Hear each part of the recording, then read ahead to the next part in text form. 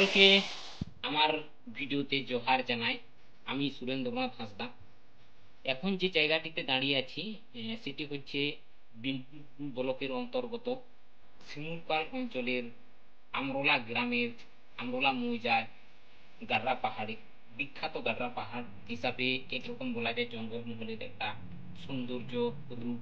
প্রত্যেক বছরের মতো আষাঢ় মাসের তৃতীয় শনিবারে এখানে বিরাট অনুষ্ঠানের আয়োজন হয়ে থাকে, পূজার আয়োজন হয়ে থাকে। এখানে পরম্পরাগত কথিত অনুযায়ী কৃষ্টি সংস্কৃতি আদিবাসীদের লুকিয়ে আছে, যেখানে প্রত্যেক আষাঢ় মাসের তৃতীয় শনিবারে এখানে পুজো দেওয়া হয়। এলাকার মানুষ এই গাররা পাহাড়ের ঠাকুরকে নাম করে নিজেদের দুঃখ দুর্দশাকে কাটিয়ে ওঠার জন্য এটাকে সব কিছু ভুলিয়ে নিজের মতো করে জীবনযাপনের জন্য গাররা পাহাড়ের ঠাকুরের নাম করেন।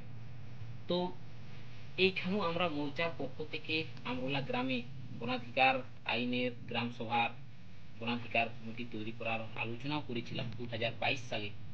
তো কোনো কারণবশত এইখানে আমরা করে উঠতে পারিনি, বিভিন্ন জটিলতার কারণে।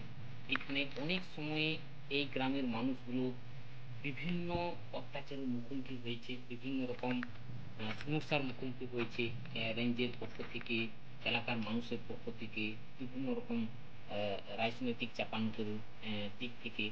কিন্তু আমরাও চেষ্টা করেছি যাতে অধিকারের সাথে সাথে এইখানে যাতে কার্যকরী করা যায় নিজেদের এই এলাকাগুলো, এই এলাকার সম্পদগুলো যাতে এই গ্রামের মানুষগুলো নিজেদের অধিকারকে প্রতিষ্ঠিত করে স্বাধীনভাবে পূর্ণরূপে জীবনযাপন করতে পারে, তারও আমরা অনেক সময় চেষ্টাও করেছি।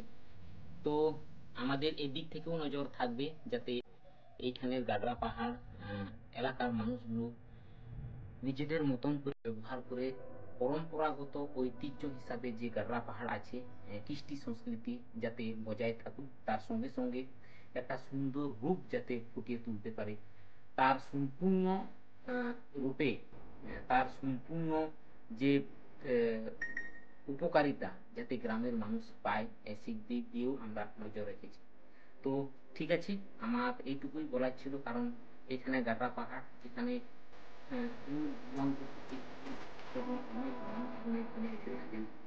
আর এখানে হিসাবে বলা যায় একটা পর্যটন কেন্দ্র।